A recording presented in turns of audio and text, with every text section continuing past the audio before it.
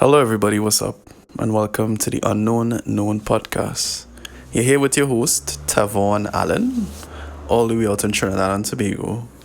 And this is you know, the second, that don't make any sense. This is the second episode of season 3 or the 2025 season of the Unknown podcast. So again, for those who don't know, definitely follow, subscribe. This is thoughts of a Caribbean, Senegalese, Trinidadian, Jamaican, Grenadian, everything mixed up American guy. And yeah, just going through life, giving updates on different things I would have experienced, highs, lows, consolidation, etc., etc. All right. So on this second episode, I was in work today. For those who don't know, I work at 9 to 5. I'm an analyst and supervisor at a company called First Line Securities Limited, which does wealth management, corporate finance, distribution, trading and distribution, that type of stuff. And it's usually, we still in January 2025. So at the end of the year, we have this process called cutoff, where, we just go through accounts to make sure that everybody balances close off, who had balances to reinvest them, blah, blah, blah, blah, blah, nothing too crazy. And we introduced this new system recently where it's like a portal for clients to log in. If you want to invest some funds, definitely come to us, give me a call. But while going through this, and this is something that recurs to me a lot, is you really don't matter. And it's not that you just don't matter, you don't matter to the world. The reason that kind of prompted me is that one of the guys who used to work with us, I ain't gonna call his name, but he would have left the company recently for another opportunity in a different country. And before he left, he was telling me about my uncle, or my great uncle, I should say, that he knew from where he used to work prior. And, he was like, this is such a, a great guy. And wow, I can't believe, it's royalty we talking to, blah, blah, blah. I'm his like grand nephew or whatever. I don't know what he's called down the line. But he passed. If I'm not mistaken, it's either Sunday night or early Monday morning. He passed around 3 something. Mom would have messaged me. I'm not talking about the friend who left the company, I'm actually talking about my great uncle. And just out of respect for him, I'd have reached out to his son directly, our cousin. Just be like, yo, condolences, my grand cousin, my great cousin, or whatever you want to say, tell them, condolences. His wife even passed a few years ago, so 2 of them down now. And I would have messaged this guy, my friend, to just let him know that, this great guy who you're talking about from time, who we both know of and know of his capabilities, know of his accolades in the business with Trinidad and Tobago. I'm probably up in the crib and whatnot. He's passed and he's like, oh gosh, boy, condolences. I was like, yeah. And then not even like 5 minutes after the conversation switched to, yeah, but this island life for real, lonely now at a girlfriend because, and it's like, wow. To me, I would think that you would hold some type of reverence for the person where, I guess it's a different time in social media where it's one thing to just text somebody versus to interact with them. If you interact with somebody, like let's say a friend who you work with or you go to school with or something, mother, father, cousin, brother, whatever, passes away. Like, by all means, I think by default, you try to cheer them up, but walking up to them face to face and like, yo, condolences, like you could see the emotion and you could see how this person feeling. So, I guess the topic wouldn't just be like, oh, well, life continues. Like, talk about what we're going on. Hey, we're doing for doubles today. Like, it'll be, you would hold some type of mini reverence, even if it's just for the day or the hour, But with social media, like, there's so many blurred windows for emotions there. Like, you could just say that, yo, uncle dead. Okay, yeah, boy, I lonely now. I need a girlfriend. It's like, wow. But all this preface to say that you truly don't matter. Like, when you're wrong, yeah. But once you are dead and gone or just out of sight, out of mind, like, you truly do not matter. There are the other instances, of course, where despite where you are, who you are wrong, people would always be like, yo, I remember bro, I remember sis, I remember thing, but I have come to realize by vast majority, and I've even, I can't, I don't know the word to use there, but yeah, I'm the same where I kind of understand that my existence doesn't really matter. And this is what, 5 minutes into it? Let me try to explain my perspective now. So I truly feel that the only people who really, when I say love, like non-ending love for you would probably be your mother, your grandmother, and potentially the females in your family. The males, I mean, they would love you, but I've come to understand that males show love differently to females. Fathers, or by vast majority, fathers are taught, and then they teach their sons, and their sons teach their sons, and down the line it goes like that. Where you're always taught to be tough, tough love. You know what I mean? If you fall down, don't cry, boys don't cry. Your father just rub it off, blow it, or, well, pause, yeah. Wipe it off your foot or something, and like, go again, you're good to go. And in essence, though he's not hugging you or cuddling you like your mom, you'll be like, oh God, baby, I'm so sorry, you okay, ting, holding mommy, kiss it. Like, even though he's not going to that extent, the fact that he even cares to ensure that you are good is him showing love. But a lot of people don't get that. A lot of people don't understand that.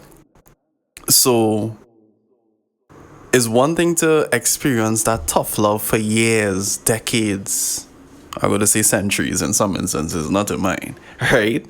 But passed down for centuries, let's say, versus that kind of mommy love, if I could call it that, where it's the emotional, the verbal terms or phrases to just guarantee this feeling of endearment. Oh my God, this woman adores me, or she loves me, or she cares for me so much.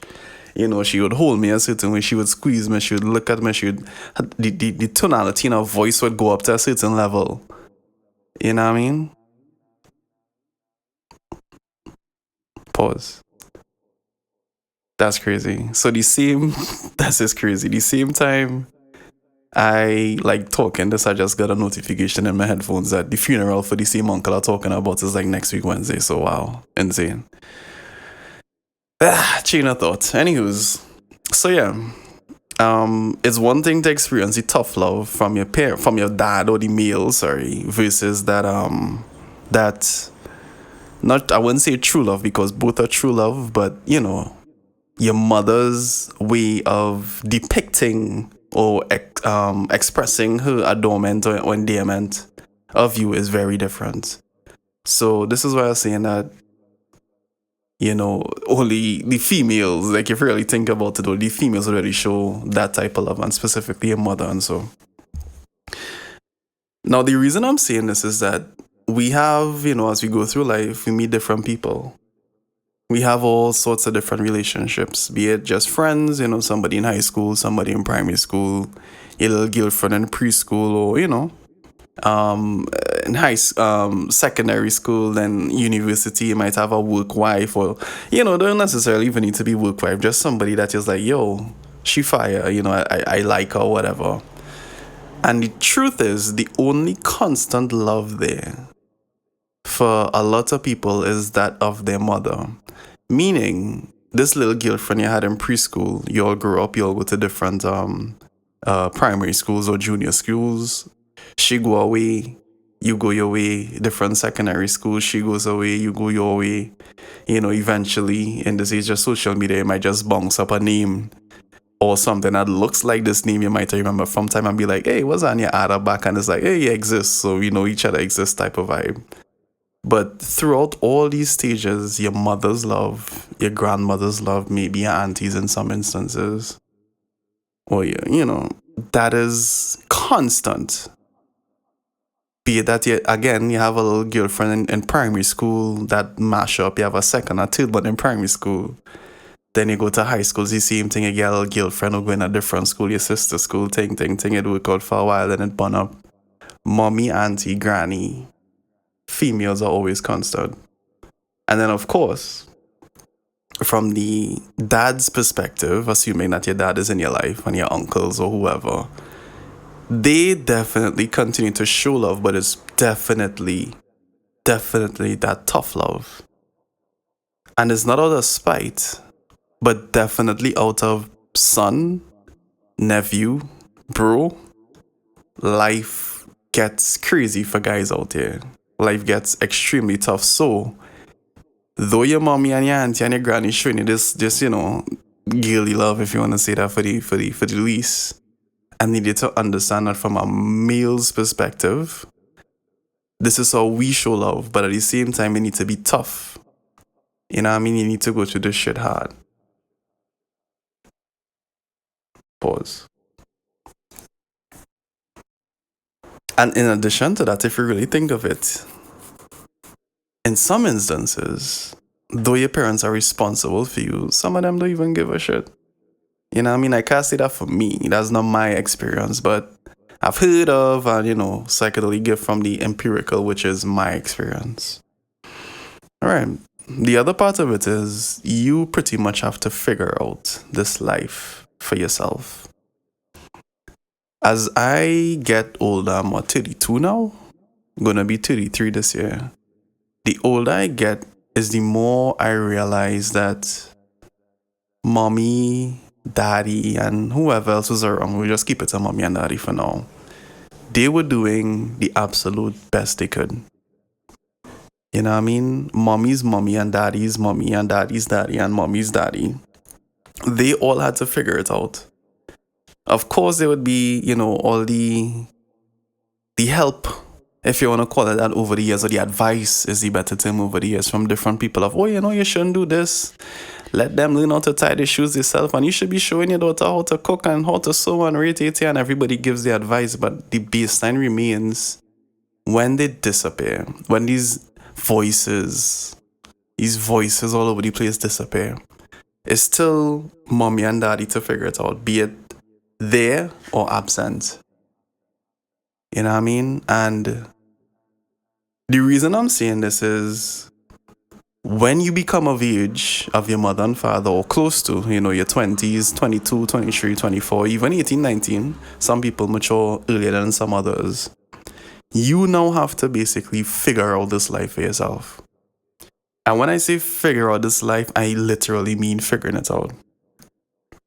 Another thing I'd like to bring up here is that I have come to the realization that, and it's not even a realization, it's a fact or facts at this point, where the majority of people who do things these days, at one point, they didn't know how to do it. And that's the truth. The Prime Minister of Trinidad and Tobago right now was once a baby and needed his mother to change his diaper and to feed him breast milk or just regular milk. Boop him, beat him. You know what I mean? He didn't know how to talk. He was crying for milk or whatever. The chief of police was the same thing. The opposition, Kamala Prasad Bisasa, she was the same thing at one point. And then through life, be it from social interactions, or be it from she read something or he read something or whatever, they would have ascended to be leaders of our nation. They figured it out to some extent. But the reality is, and again, I'm realizing this now, is that you never could truly figure it out. You could know stuff. You could know what you know. And you could know what you don't know. And you could don't know what you know. And you could don't know what you don't know. But the truth is, you never really figure it out. In essence, it's almost like you want to stick in your lane when you're figuring stuff out. But the onus, or the baseline of the figuring it out, is that the onus is on you. If it is, you wanted to learn, let's say, how to fly a plane. There are courses you could do to learn how to fly a plane. There are people you could go to. Oh, what's going on here? There are people, hold on. Jeez, I had to work on that. That thing just closed on me. Anyways, yeah, there are people you could speak to learn how to fly planes. There are people you could ask to sponsor. There are people, there are literally millionaires and billionaires around the world who just willing to help people Philanthropist, I believe is the name. Like you could literally just you could find these avenues where you could just reach out to people and be like, yo, I want to learn how to do this. I don't have the funds, and I would appreciate your help. And there are people willing to do that. That's crazy to think about. That is the age that we live in right now. So anything that you truly believe you want to do, you want to try, it is not impossible. It is not impossible in any way, shape, or form to do anything you. If you want to be the prime minister of Tobago, you could join junior parliament. You know, you could probably. I'm not sure the requirements. I should probably find this out, but I'm sure there's some way to just be active in your community, even if it is that you don't have a degree in political science. Again, I'm not sure of the requirements, but my assumption is, if you are an active member in your community, be it that people see you all the time, you're going around to help neighbors what you need. I could talk to this one, I could organize this. You're training little small events for kids or whatever. I'm sure that the fact that you are showing up for the people around you, your constituency, if you want to call it that, they will be more than willing to assist you or push for you to even be in office because of that active. And this is not considering you with a degree. This is not considering you with $1 million or anything. The fact that you're just willing to help, to show up, is more than enough, I'm sure. You know what I mean? To swing it back now, I know this is kind of all over the place. I'm still trying to get my formatting correct for the podcast, so bear with me. But when you die, life continues. This is legit just to swing it back to the conversation I was having with my friend who went to the different country. Like, I could even remember other friends where their maybe grandparents die or a good friend die. And people would grieve. I guess based on your impact on their life, they would grieve, and maybe every year they would post up, rest in peace. Today would have been XYZ years old or whatever. But life continues after you pass. And the reason I hope that this resonates with somebody tonight or tomorrow or today or whatever time you decide to listen to this is every freaking minute, second, hour of your actual existence here on earth, it matters. This is like a contradiction because the name of this freaking thing is Here's Why It Don't Matter. But trust me, it matters. Every minute on this earth that you have, it truly matters, and it only matters to you. This is why you don't matter to the world, because your matter only matters to you. I don't know what I just said, but I think you understand what I'm saying. What this means is,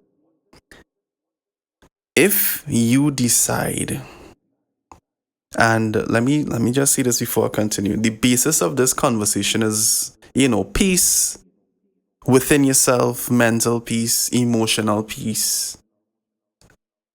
Just spiritual journeys for those who want your spiritual journeys, like myself.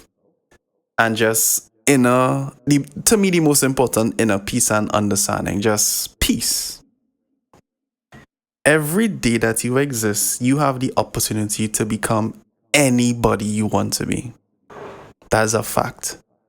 There are people right now, swinging it back to the example I gave a little earlier, doctors, lawyers, firemen, policemen, army men, financial advisors, people who work in hospitality, hotels, etc. People who work in fast food restaurants, KFC, Subway, Dairy Queen, Royal Castle, my favorite these days. Everybody, to me, and probably in reality, started off on the same playing field. Far too often, I hear people complain that, oh no, you would have, your father would have given you $1 million to do this, or your father would have given you $1 million to do that. The fact that somebody's parents could even afford to give them that more than likely means somebody was thinking about this way back when. And the fact is, or the fact remains, if you start to think of this differently today, maybe your son, or maybe even you, would be able to do that for somebody else. And that is a me realizing that has changed my perspective for maybe the last decade or so. The last decade since I graduated. Yeah. Where I have realized that anything I want to try in my life, like I could truly try it. There's no guarantee that me trying this will mean that, it would be the best of the best and I would be, if I try to rap, I'll be like Drake. Drake is my favorite, so I'll be like Drake. Or if I try to chef up the place, I could be like Gordon Ramsay. Or if I wanted to sing soca, I could be like Marshall. There's nothing stopping me from literally becoming those people. And let me see, this would have been in Jamaica when I was studying. One of the things that really make me believe this is, I probably have a podcast on this somewhere on the internet too, or a video of it, where some evening on university, I was just like, you know what, we could probably make money here. We have a hall, we have a kitchen, or like a personal kitchen. We have brains. You know what we're going to do? We're going to make breakfast. We are going to sell breakfast during exam time. And it was me, my other youth man friend from Moruga in Trinidad, Brandon, and then, oh gosh, Sanjay. I can't remember where in the Caribbean he's from. But I was just like, bro, listen what, I'm going to go to the store, the Lions Den. Chance the whole Jamaica. I'm going to the Lions Den. I'm going to buy pancake mix. I'm going to buy some plates. I'm going to buy some forks, some eggs, some cups, some Milo. And tomorrow morning we getting up early and we're going to be selling pancakes and things to everybody. Randomly like this. And he's like, all right, cool, let's do it. Now, this was definitely in my last semester, so I had a bit of free time, I ain't gonna lie. I was doing a bunch of free lectures. But the fact that you could just wake up and next morning and just decide, you know what, this is what we're gonna do, is testament enough that you could wake up tomorrow and be like, yo, I wanna go hard in the gym for the next year. Or for the next month. I wanna learn how to cook for the next year or for the next month. I want to jog more. I want to get a husky. I want to adopt a husky. I want to learn how to cut grass. I want to learn how to draw. I want to learn ChatGPT. I want to learn how to do 3D renderings. I want to learn how to do music production, make beats, play the piano. You could literally wake up any day and decide to be the best version of yourself to achieve whatever you want to achieve. And realizing that is such... You won't understand. It's so peaceful to be able to trust in your being, to understand that, yo, whatever I set my mind to do, bro, I could do this. And not just do it for doing its sake, but I could be the best in this if I actually want to be the best in it. The other fact is people wouldn't see it. People wouldn't see the vision. Some people just accustomed to being the chill guy or the chill girl. Or the do say nothing boy, or the do say nothing, And the fact that you're actually trying to be more outgoing with one or two tasks to them is like, this guy is crazy, this girl's going insane. But the fact is, it all depends on you. It always and only depends on you. And to me, once you realize that, like, your happiness is controlled by you. Nobody controls your happiness. Your peace is controlled by you. Nobody controls your peace. Your ability to earn is controlled by you. Nobody controls that. Once you realize these things, I truly do not believe that there's any potential in life to get you upset. Let me rephrase that. There will be some things that bother you.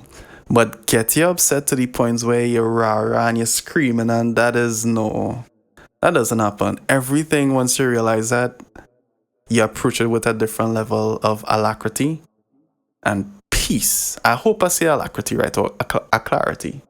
I thieved that word from Delia. And the last thing is, just for this podcast, I don't want it to go on too long, is that the cycle continues. What do I mean by the cycle continues? There would come a time where some of us may reproduce. Of course, with the opposite sex. So, if it's a guy, you meet up with a girl, you do your thing. If you're a girl, you meet up with a guy, you do your thing, and then boom, you all reproduce. Be it willingly or sometimes unwillingly, but irrespective, you all reproduce. When time passes and you're dead and gone,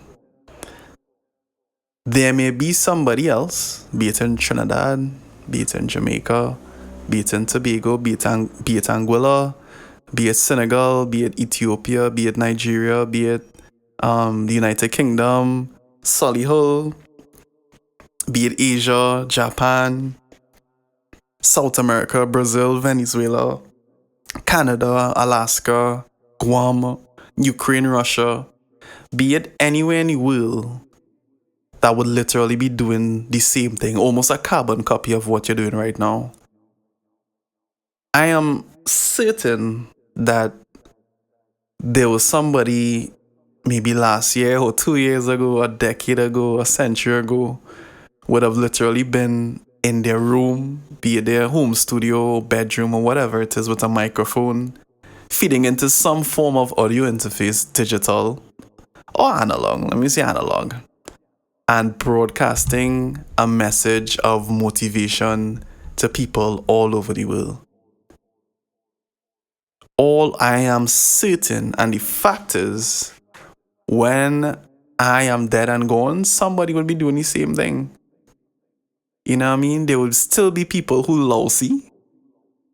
There would still be people who out here thinking they could be the best chef. And the fact is, they probably could be the best chef.